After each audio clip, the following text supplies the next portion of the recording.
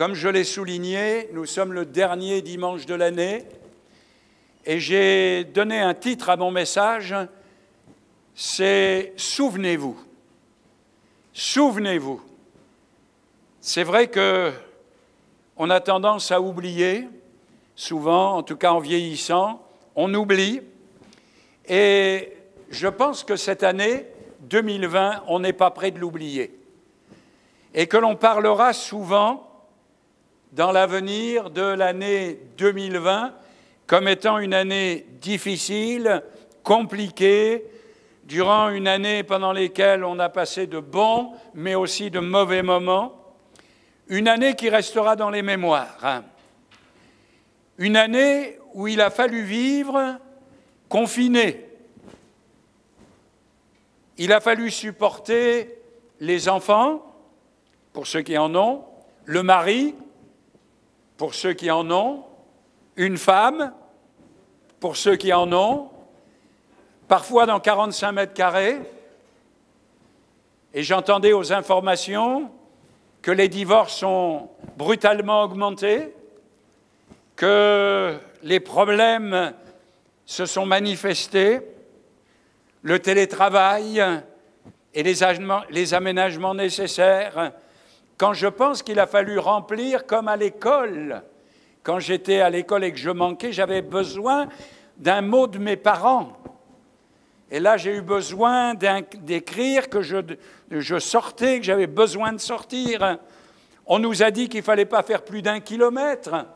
Quand je pense à tout ce qu'on nous a raconté et tout ce que nous a obligés pendant l'année 2020, j'ai écrit là en gras « Qui aurait pu penser que cela puisse être un jour une telle situation ?» Personne. Et maintenant, que nous réserve 2021 ? Parce que tout le monde dit en 2021, ça va changer. Oui, ça va changer en pire. Oh là là, j'aurais jamais dû venir au culte ce matin. Non, rien n'est terminé. Le début d'année 2021 va être terrible. Parce que tout ce qui a été mis en place pour passer 2020 va être obligé de se manifester en 2021. Pour moi, personnellement, le plus dur reste à venir. Alors, ce dernier dimanche, c'est l'occasion de faire le bilan aussi sur notre vie spirituelle. Je réfléchissais à cette année écoulée et à cette année qui commence. Oui, le 1er janvier, en tant que chrétien, je veux terminer l'année dans la présence du Seigneur et la prière et commencer une année nouvelle, non pas avec les pétards et les cotillons, mais avec la présence du Seigneur dans ma vie. Si on commence avec Christ, Christ sera là tout au long de l'année pour être avec nous. Voilà pourquoi j'ai choisi ce texte. Alors je le lis en entier, mais je retiendrai qu'un seul verset. C'est dans Luc, au chapitre 17 et au verset 26. Voici ce qui est écrit. « Ce qui arriva du temps de Noé arrivera de même au jour du Fils de l'homme. Les hommes mangeaient, buvaient, se mariaient, mariaient leurs enfants, jusqu'au jour où Noé entra dans l'arche. Le déluge vint et les fit tous périr. Ce qui arriva du temps de Lot arrivera pareillement. Les hommes mangeaient, buvaient, achetaient, vendaient, plantaient, bâtissaient. Mais le jour où Lot sortit de Sodome, une pluie de feu et de soufre tomba du ciel et les fit tous périr. Il en sera de même le jour où le Fils de l'homme paraîtra. En ce jour-là, que celui qui sera sur le toit et qui aura ses effets dans la maison ne descende pas pour les prendre, et que celui qui sera dans les champs ne retourne pas non plus en arrière. Souvenez-vous de la femme de Lot. Celui qui cherchera à sauver sa vie la perdra, et celui qui la perdra la retrouvera. Je vous le dis, en cette nuit-là, de deux personnes qui seront dans un même lit, l'une sera prise et l'autre laissée. De deux femmes qui moudront ensemble, l'une sera prise et l'autre laissée. De deux hommes qui seront dans un champ, l'un sera pris et l'autre laissé. Amen. Et le verset que je retiens est celui-ci. Souvenez-vous de la femme de Lot.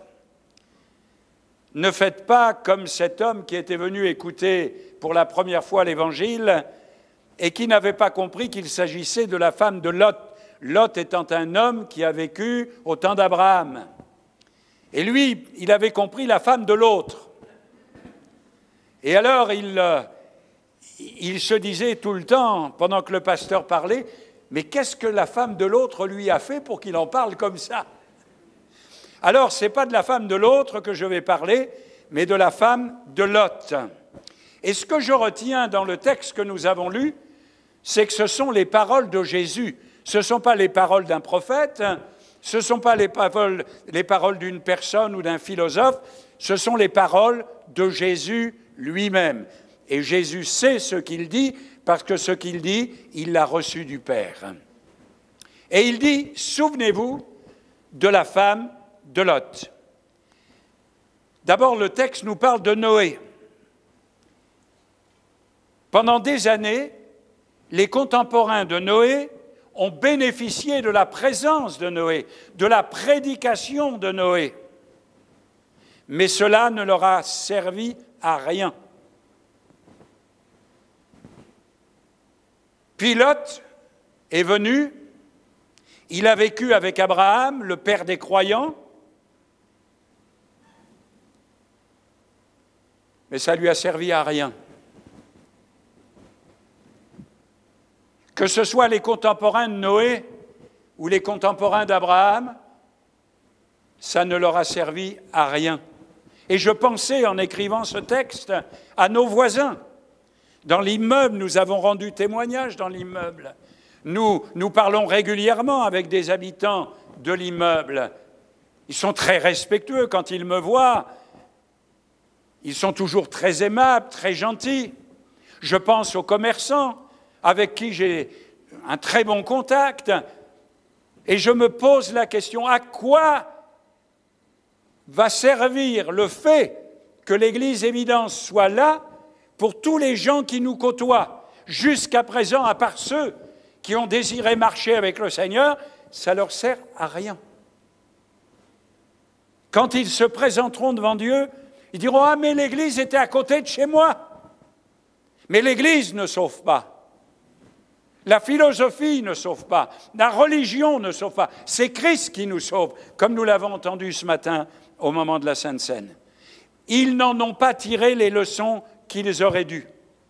Abraham avait été appelé à se séparer de son pays, de sa famille.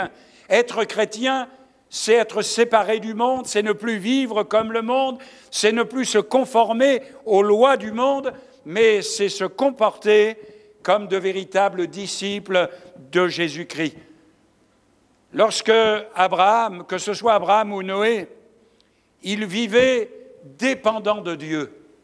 Dépendants de Dieu. Ils n'étaient pas dépendants des raisonnements humains, ni de l'opinion publique. Dommage, je dis dommage, que ça n'ait pas servi à sauver les gens qui les côtoyaient à l'époque. Qu'en est-il pour nous aujourd'hui, au milieu de cette génération? Il nous faut des Noé, il nous faut des Abraham. On en a déjà un. Ah, c'est pas mal quand même, hein? Il faut toujours commencer par un. Hein?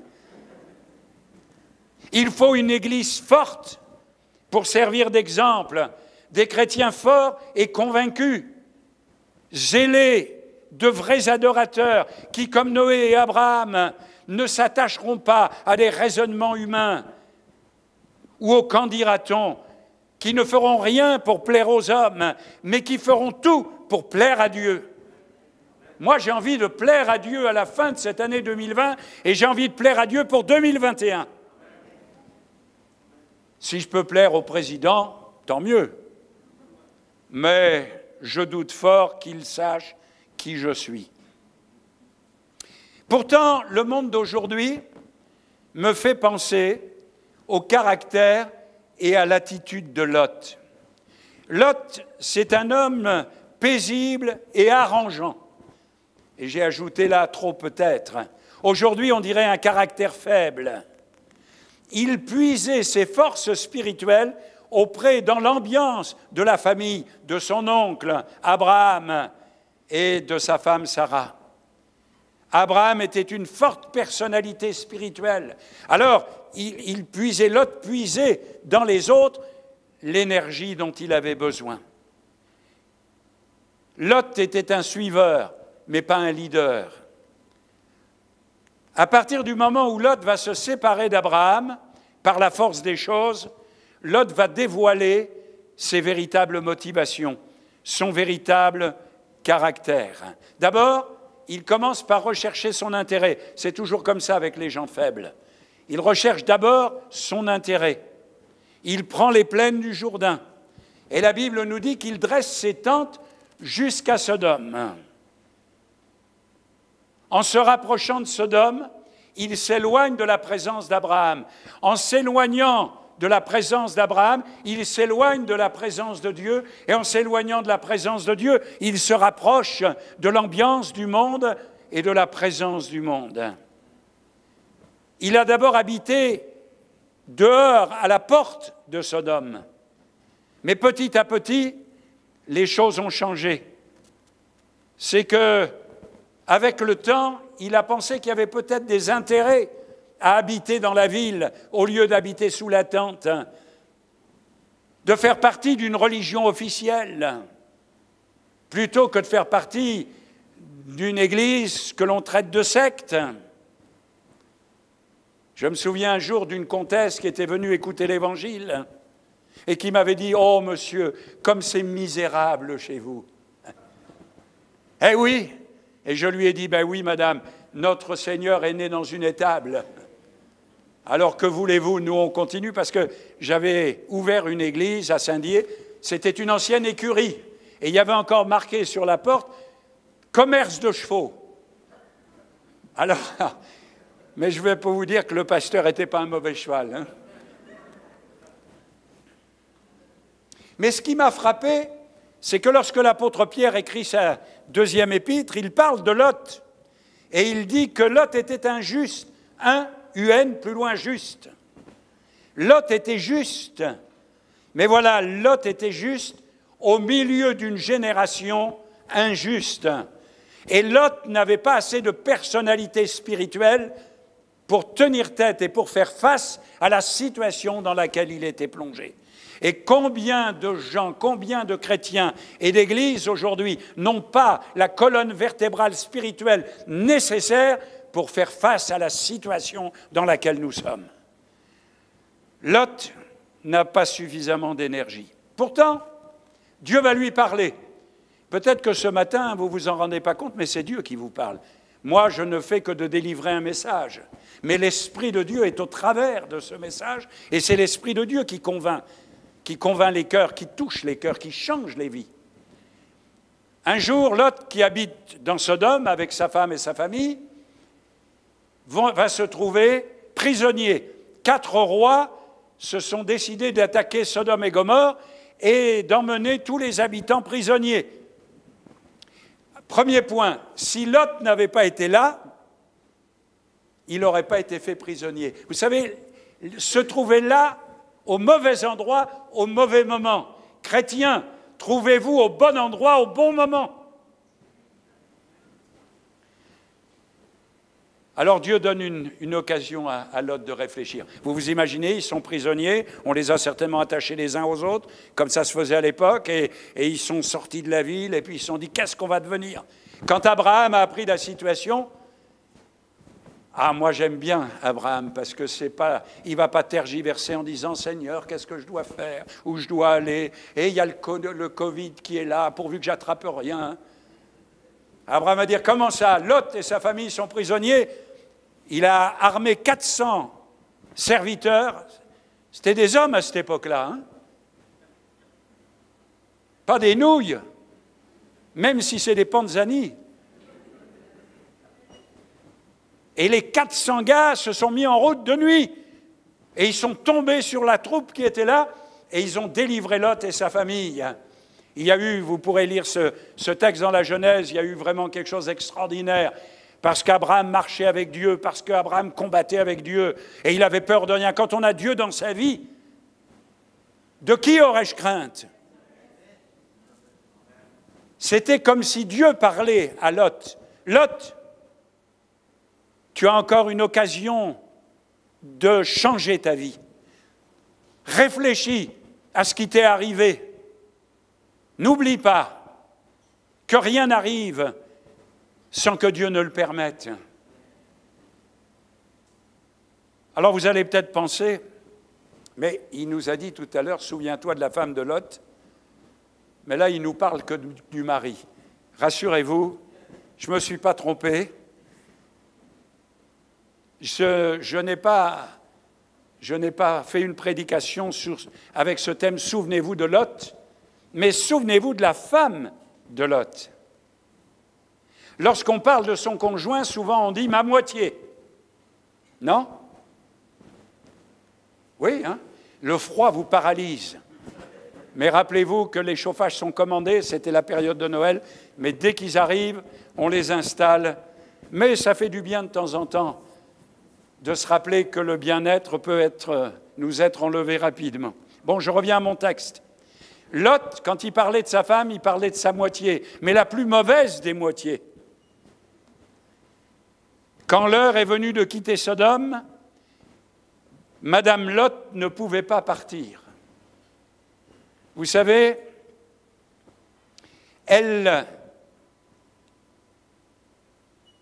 femme de Lot, Madame Lot ne vivait pas seulement dans le monde. Elle ne vivait pas dans cette ville où Dieu dit que la ville était remplie de méchanceté, de péché et de violence. Mais Madame Lot, Sodome vivait en elle. Elle était attachée à cette ville et à cette façon de vivre. L'attachement à ce monde et à ses méthodes peut être notre perte. Je vous recommande pour 2021 de ne pas vous laisser accaparer par l'esprit de ce monde. Jésus dira dans le texte que nous avons lu, en ce jour-là, que celui qui sera sur le toit, on l'a lu ensemble, et qui aura ses habits dans la maison, qu'il ne descende pas les prendre. Et que si quelqu'un est dans les champs, qu'il ne rentre pas pour prendre ses affaires, mais qu'il s'en aille. Pourquoi est-ce que Jésus dit cela? Parce que Jésus montre que le plus important, ce n'est pas les choses d'ici-bas. Ce qui est important, c'est le salut de notre âme. C'est que nous soyons sauvés. Rien n'est plus important que le salut de notre âme.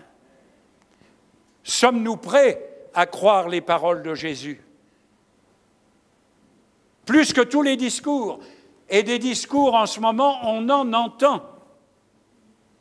Si vous allumez BFM TV et que toute la journée vous écoutez BFM TV ou CNews, je peux vous prédire que bientôt je viendrai prier pour vous, vous serez dans la dépression. On sait ce qui se passe, on sait ce qui se produit sur la terre, mais moi je sais aussi en qui je crois. Je sais avec qui je marche, je sais de quelle manière je veux vivre. Et je ne veux pas donner priorité au plaisir, à l'argent, aux mensonges et à toutes ces choses qui sont pratiquées dans le monde. Jésus dira, « Père, je ne te prie pas de les ôter du monde, mais préserve-les du mal. » Et c'est la prière de Jésus pour nous, auprès du Père. Que Dieu nous aide. Alors, j'ai pensé à la femme de Lot. Et je me suis dit, mais la femme de Lot, elle avait tout pour réussir sa vie. C'est drôle, hein? Mais elle avait tout pour... Regardez, elle avait un mari qui était juste. C'est-à-dire qu'il n'était guère possible d'être plus près de quelqu'un de juste qu'elle, puisqu'elle couchait dans le même lit. Et pourtant, elle a péri.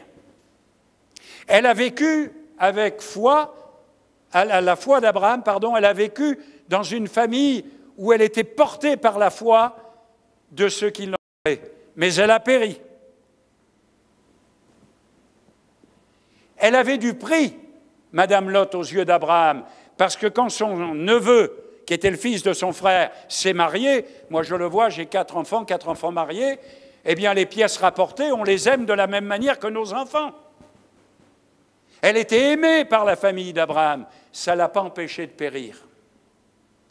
Pour nous, aujourd'hui, on peut être fils de chrétien, on peut être fils de pasteur ou fille de pasteur, on peut être fils ou fille de prophète, on peut avoir 3 prêtres et 4 pasteurs dans sa famille.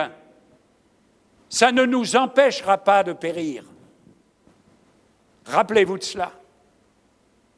Nous pouvons être un bon mari, un bon père, une bonne mère et être perdus. Nous pouvons être un bon ouvrier, un homme de moralité, une femme de moralité et être perdus. Oh, pasteur, c'est décourageant votre affaire. Moi, un jour, quelqu'un m'a dit, une dame m'a dit, « Moi, pasteur, je suis sûr d'être sauvé. » Alors, ça m'avait impressionné. Je suis toujours impressionné par les dames, moi, de toute façon. Alors, j'ai dit, « Qu'est-ce qui vous fait dire ça, madame ?» Elle dit, « J'ai élevé 12 enfants. » J'ai dit, « Mais madame, vous pourriez en élever 13 à la douzaine, que ça ne change rien. » Tout ce que nous faisons ne nous sauve pas. Tout ce qui nous entoure ne nous sauve pas. Seul Jésus a le pouvoir de sauver notre âme, a le pouvoir de nous sauver. J'ai aussi beaucoup réfléchi.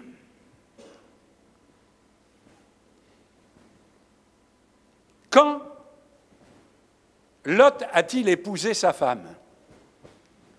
J'ai écrit là, je ne le sais pas parce que je n'étais pas invité. Ça vous a jamais frappé? Mais dans le texte de la Genèse, il nous est dit que Lot est parti avec Abraham, la femme d'Abraham, et puis le fils de son frère, Lot, etc. Ce qui nous laisse penser que Lot, à l'époque, n'était pas marié. Il a dû se marier en cours de route, c'est-à-dire pendant le voyage entre la Mésopotamie et Canaan, le pays que Dieu destinait à Abraham. Le nom de Sarah nous est révélé, la femme d'Abraham. Mais le nom de la femme de Lot, on ne la connaît pas. Et quand la Bible omet de donner un nom à quelqu'un ou à quelque chose, c'est parce que ça n'a pas d'importance, ça n'a pas de valeur, ça n'a pas de force. Alors j'ai écrit là, peut-être Lot a-t-il épousé une Égyptienne, puisqu'ils ont été tout un temps en Égypte avec Abraham. Ou bien a-t-il épousé quelqu'un de Canaan, une Cananéenne? Je n'en sais rien, on ne le sait pas. Mais ce qui me frappe, c'est que la foi de Lot, la vie de Lot, n'a eu aucune influence sur sa femme. Je bénis Dieu quand des femmes ont une influence sur leur foyer. Je bénis Dieu quand les maris ont une influence sur leur foyer. C'est important. Frères et sœurs, à l'heure actuelle, combien de personnes ont vu la main de Dieu dans leur vie? Des gens qui ont été bénis, guéris, délivrés, et qui ne se sont jamais réellement engagés avec Christ. Dans un premier temps, la femme de Lot a pris la bonne route, a pris le bon chemin. Vous avez pris le bon chemin ce matin. Vous avez bien fait de venir au culte. C'est le meilleur des chemins. On ne vient pas au culte pour plaire au pasteur, on ne vient pas au culte pour être ensemble seulement. Bon, si vous plaisez au pasteur, c'en est que mieux. Mais vous venez au culte parce que vous rencontrez Dieu. Parce que vous avez décidé que le premier jour de la semaine, comme c'est écrit, lui appartient. Et le premier jour de la semaine, vous marchez et vous venez. C'est une bonne direction, c'est un bon chemin que vous avez pris. Vous savez, quand les anges sont venus et qu'ils ont dit « il faut quitter la ville parce que Dieu va détruire la ville », alors, dans un premier temps, ils ont cru les paroles des anges qui étaient là. Ils se sont levés de bon matin. Si vous lisez le récit, c'est ce qui s'est passé. Dès l'aube du jour, Ils se sont mis en route. Et puis, il y a un verset qui dit ceci, « Car l'Éternel voulait épargner Lot et sa famille. » Le but poursuivi par Dieu est le salut de notre âme. Le but poursuivi par Satan, c'est que nous périssions pour l'éternité. Soyez-en persuadés et convaincus. Et les anges vont saisir, alors ce sont des anges qui sont apparus sous la forme de personnes, d'hommes, de femmes, j'en sais rien. Mais il ne sait pas avec les ailes comme on les représente, etc. Ce sont des créatures qui ont pris un corps semblable au nôtre et qui ont pris Lot, sa femme, ses filles, par la main pour les sortir de la ville.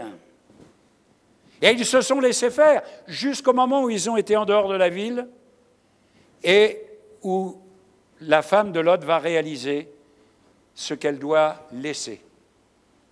Alors, elle va ralentir, puis elle va rester en arrière.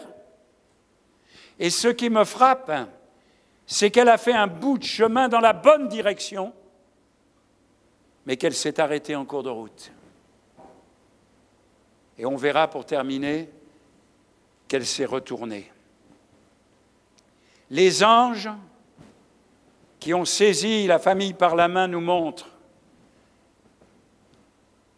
que Dieu parfois nous contraint. C'est une sainte contrainte.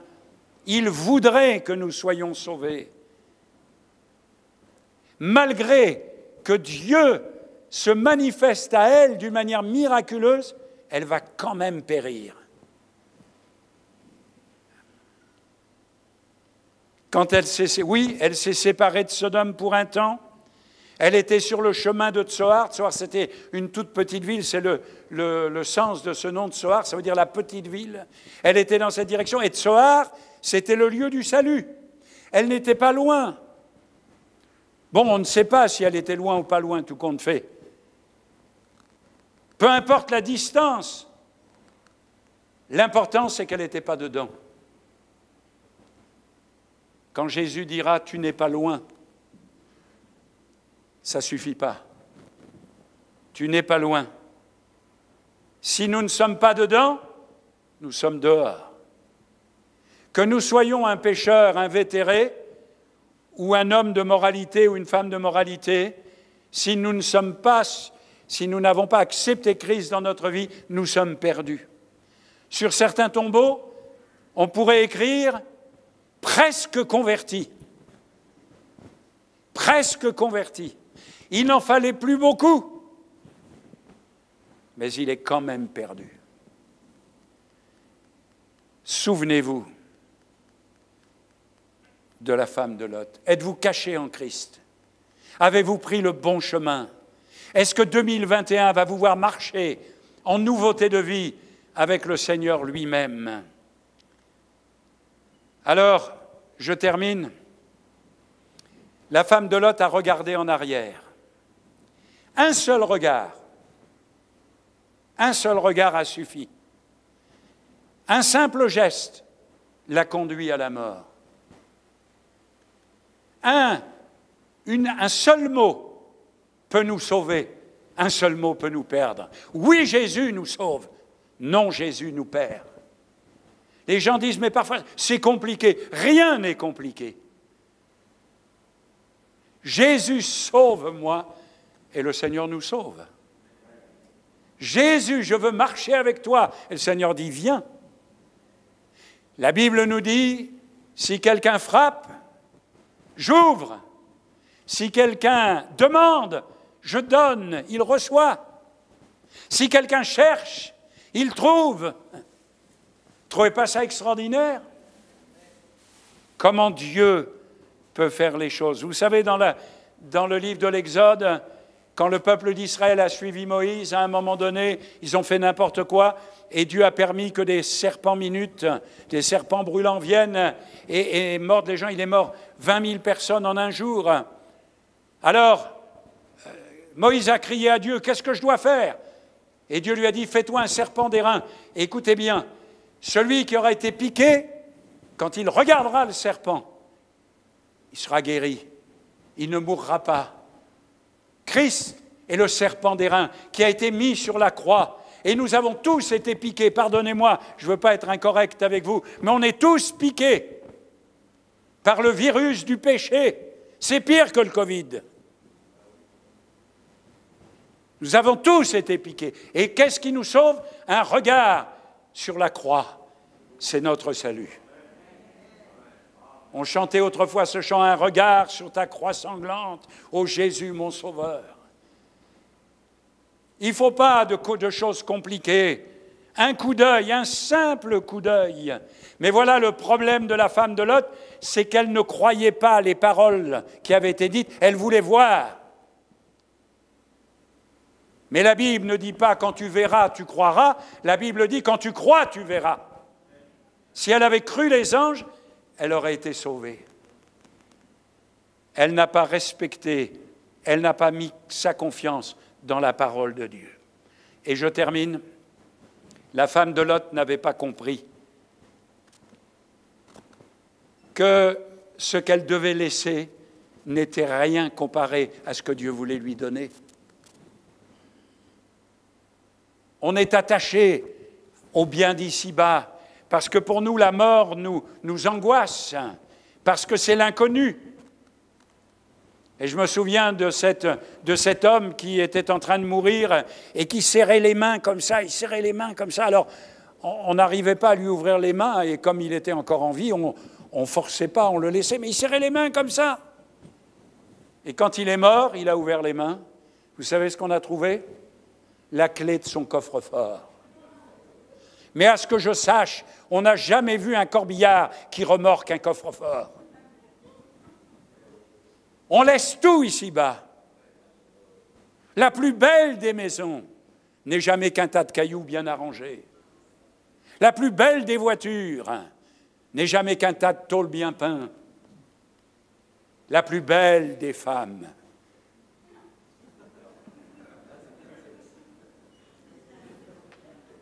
qu'est-ce qu'il va nous dire?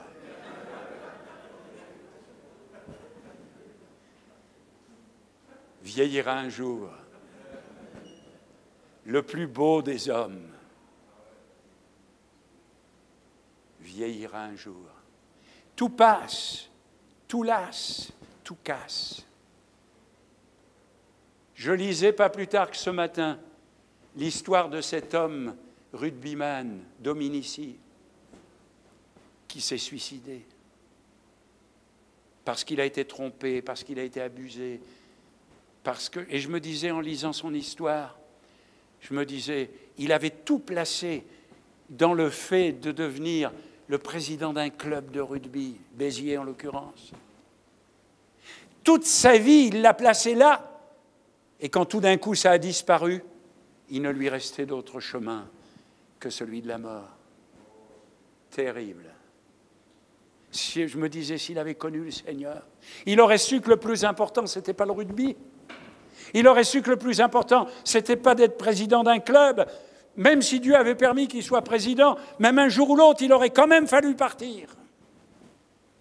Frères et sœurs, elle regarde en arrière parce qu'elle n'avait pas compris que ce que Dieu proposait était supérieur à ce qu'elle pouvait trouver dans ce monde. Ce que Dieu nous donne, c'est d'abord la paix dans notre cœur, la joie, le bonheur de servir et de travailler. Ah, j'aime ce chant qu'on chante souvent, je sais qu'un jour, mes yeux verront Jésus. Un jour, une dame est venue dans une réunion, elle m'a dit, monsieur, je fais une grave dépression.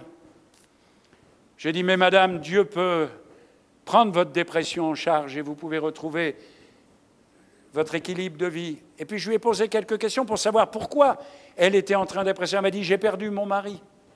On s'aimait tellement.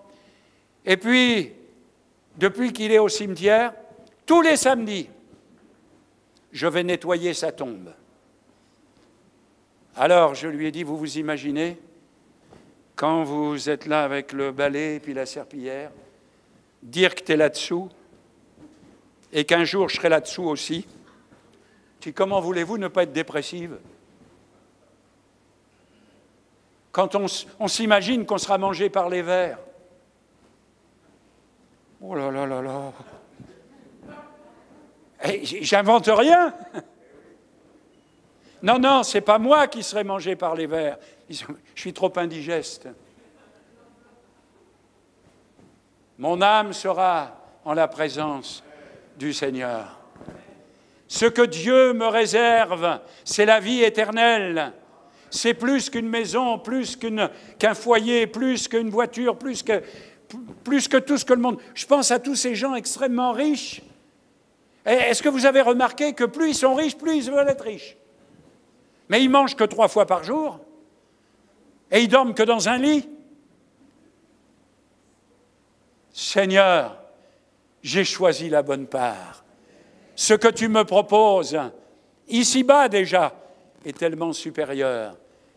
Seigneur, je sais en qui j'ai cru. Alors, où votre cœur est-il attaché ce matin?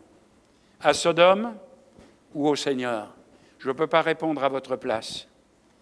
Dans quelle direction regarderez-vous en 2021? Je ne peux pas répondre à votre place, mais je sais